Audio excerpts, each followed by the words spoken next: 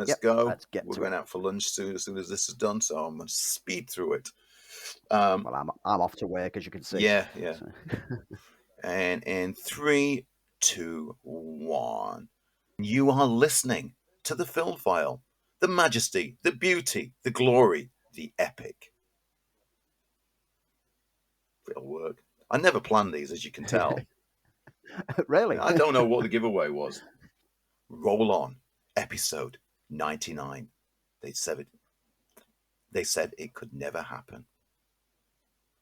99 film files floating. If I was on the game, I'd probably be earning more money than I am now. But I'd be tired more. Dun, dun, dun, dun, dun, dun.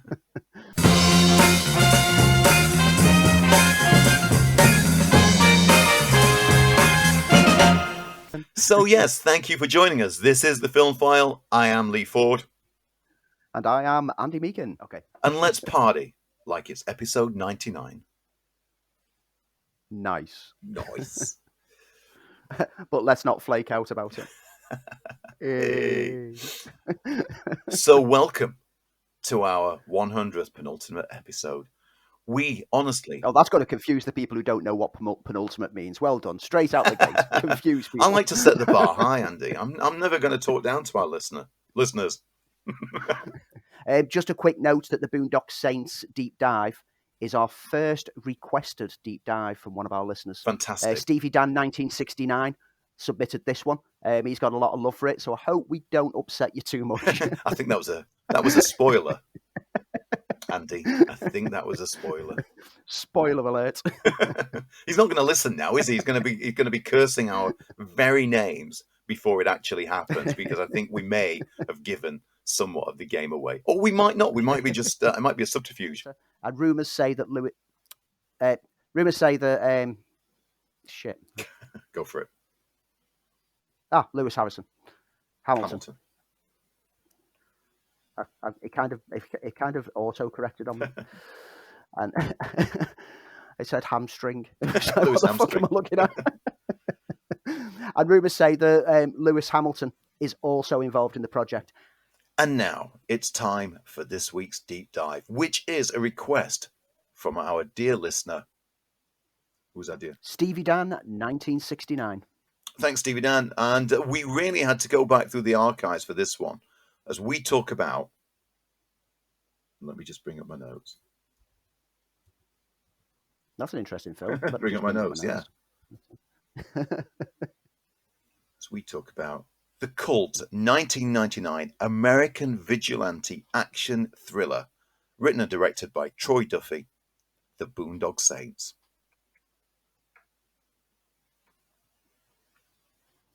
Insert as close to a radio-friendly trailer as I can find. Yeah, I put the beeps in just to make it funnier. The film came out in 1999 and starred Sean Patrick Flannery and Norman Reedus, he of Walking Dead fame, as twin brothers Connor and Murphy McManus, who become vigilantes after killing 2 members of the Russian mafia in self-defense. After both experience an epiphany, the twins, together with their friend Funnyman, played by David Del Torrocco, set out to rid their home city of Boston of crime and evil, all the while being pursued by FBI special agent, played by Willem Dafoe. This has cult film written all over it, and came out at the time when there were so many Quentin Tarantino-inspired-esque movies. In fact, it became a thing. This had one of those, shall we say, troubled productions. Miramax Films dropped the project in 1997 before Franchise Pictures picked it up the following year. The film was given a limited theatrical release in only 5 theatres for 1 week due to movie studio politics and worries about associations with the 1999 Columbine school massacre. It was met with poor critical reviews. However, the film ended up grossing about $50 million in domestic video sales and developed a huge cult following that was followed in 2000 by the sequel, Boondock Saints 2, All Saints Day, and there was a third one on its way. The story behind the film was worthy of a documentary, but Andy's revisited it. Andy, is this the first time you've seen Boondock Saints? Is it new to you, or did you do a bit of a catch up like I did? It was completely new to me. I was aware of Boondock Saints because I've heard it mentioned so many times, and there's various members of my friends' circle who were quite disgusted that I've not seen it. They're like, "Oh man, you should watch this. You should watch this." So it had kind of been built up significantly in my head, even though I'd read elsewhere that it wasn't a good film. So I approached it with trepidation. And, Stevie Dan asked us to look at it. So I look at it, I did. And what I found was very much the cult film that I was expecting. It's somewhat cheap looking. Yeah. It's almost a TV drama-esque in approach, albeit with some occasional visual stylings that really do pay off. The screenplay is choppy. There's jumps in time within the storytelling that make it feel completely underdeveloped. And I could probably write a better script myself with my eyes closed, my fingers chopped off, and some broken crayons. And it does make me wonder how many crayons were consumed making this script. But despite the failings of the film, and there's a lot of failings of this film, there was something in there enough to make me have enough fun that I do want to seek out the second film now. Okay. It's not a great film by any stretch of the imagination, but I think I was just in the right mood when I finally watched it to latch on to the culty nature of it. It's one of those films that you can enjoy how bad it is whilst acknowledging how bad it is. I agree partly with what you're saying. So just a little bit of history on it. So Troy Duffy's screenplay was inspired by his disgust of seeing a drug dealer taking money from a corpse across the hall from his apartment. Duffy, who was working as a bartender and a bouncer, had, and you can tell, never written a screenplay before, let alone directed a movie.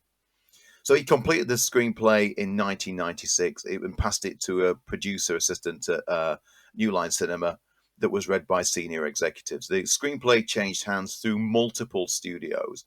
And this is kind of in the wake of that kind of Tarantino craze where they were looking for new and inspired voices. Now, there was some of the Tarantino craze which I think were particularly fantastic films that kind of got heaped in with it. Things to Do in Denver When You're Dead, for instance, is one of my all-time favorites. I think it surpasses that Tarantino craze. Even things like Lock, Stock, and Two Smoking Barrels. So there was an eager need to make these kinds of film, these sort of new voices. So much so that Miramax jumped into it, and it landed on the desk of the notorious Weinstein brothers, and the film was originally given a $15 million budget, with Duffy's band, The Brood, intended to do the soundtrack. But as a bonus, sorry, I'll start that again. But Miramax offered to buy and throw a co-ownership of it, and ultimately, it didn't work out.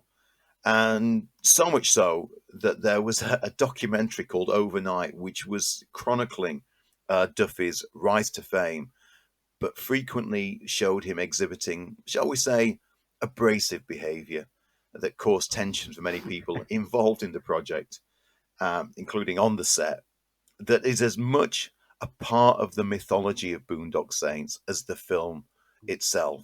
So much so that I saw Overnight first and then saw Boondock Saints and went into the movie hating it because I hated Troy Duffy so much throughout that particular documentary. It's a great documentary, and talk about what should have been the rise to fame is actually about the rise and fall to fame, and did the film absolutely no favors whatsoever. Yeah, it's a documentary that I want to track down and watch because find it. I must have it somewhere. I got it on DVD. You go in expecting it to be a rags to riches kind of tale, but you actually discover that Duffy wasn't corrupted by wealth and power. He was always a dick, a Yes, self-absorbed and you put it much more narcissist. eloquently than I did again. But you've got to give credit to someone who didn't shy away from standing up to Harvey Weinstein, especially in light of the recent revelations. This is someone who saw Weinstein for the manipulator that he was. It's just a shame that Duffy himself was a manipulator. With the film itself, there's some occasional moments of brilliance, like I said. The mobster shootout with the lads hung upside down is a beautifully shot moment. It's like it's funny, but it's also stylistically presented. The cast are bizarre stereotypes. Some feel like they hinder things. I didn't get the funny man. I didn't get David Della Rocco's funny man at all. Juvenile. I thought he was pointless. But there's others that chew the scenery so much you can't help but lap it up. None more so than Willem Dafoe, who was clearly relishing every moment, right down to him dressing as a woman and writhing on the floor saying, "Give it to mama, give it to mama." There's some things you just can't unsee. But the two leads play well together. And had they not been so hindered by some of the most strained dialogue that has ever been written, they could have been great. It's interesting seeing Reedus, who's now more notable for Walking Dead role, playing a wisecracking Irish rogue. And that was a strange, like, when it started, I was like, that is Norman Reedus, isn't it? Isn't he so young? Like you say, it's got a post-Tarantino-esque feel to it. It felt to me like films such as Killing Zoe, which try to tap into that Tarantino, like, switching time frames nature, but don't quite get it, or don't quite get the gangland cool. It's cheap, it's messy, and it's downright offensive at times. Yeah. The toxic masculinity, the macho posturing, the homophobic aspects. There's a lot that you can really find disgusting in this film. But there was something, like I say, I might have just been in the right frame of mind. There was something that I found kind of compelling enough that the good just about outweighed the bad. It's not a great film. This is one of those films that while I was watching it and enjoying bits and pieces of it, I knew I was watching trash, but I was enjoying watching trash. It's trash that has delusions of grandeur written across it, but for me plays out as a series of basically violent vignettes, set pieces, strung together by the most bare essentials of a plot and semblances of any sort of narrative flow to it. I liked both the leads, and I can see why Norman Reedus went on to bigger things. It's a shame, actually, because and he was great as the young Indiana Jones, but Sean Patrick Flannery hasn't had the career that he deserved, because I thought he had an amazing screen charm, and he comes out of this as being a good screen charmer, but it's also it's just such a mess of a film. I mean, I know Troy had delusions of grandeur. He wanted people like Ewan McGregor in it, and he wanted people like Patrick Swayze, and he wanted Kevin Spacey or De Niro to be in it, and and thankful that he got Willem Dafoe. But because it's just a mess of a film, the guy cannot write a film script, and how he got the good set pieces out of it is a miracle, because everything else feels so utter amateurish. And it was just at the tail end of kind of what the Tarantino, shall we say, hipster crime movie wave, that it already feels outdated. That moment had passed, and there'd been other much better, hipper Tarantino-esque movies, like some of the ones I mentioned. But I can also understand why it had a cult following, and it had all the right elements to give it that underdog cult following. And so much so that there was a sequel, there was a couple of comics, there was going to be a TV series, um, a bit like Buckaroo Banzai, that it lived on in the mind of fans rather than the minds of audiences. And apparently, so there's going to be a third movie, but will I be there for that? No, sadly not. I wasn't even there for the first sequel. It's just, it ticks all the right boxes for cultdom, as opposed to being, this is a good movie. Yeah. I mean, it gained its reputation after Blockbuster bought it for a Blockbuster exclusive. on the home market. The eventual DVD sales was a bestseller, and the sequel to All Saints' Day in 2009 came out as a result of that word of mouth. It's one of those films that you watch it and then you'd say to your mates, "Oh man, have you seen this?" And when they go, "No," you go, "Oh, you have to see it," for either good or bad reasons, and that's how it built up a following. Yeah, you get It's a either a pizza film in that and you you have get to a watch couple of because you beers love in, it, you watch or it you that have to way. watch it to see how bad it is. Yeah, it's a lads' film that you sit and laugh and enjoy together, knowing that what you're watching isn't art of any kind. It's just disposable trash. But yeah, I mean, Stevie Dan, I clearly enjoyed it a lot more than Lee did. I didn't enjoy it. I don't think it's anywhere near a 4-star film, let alone a 5-star film.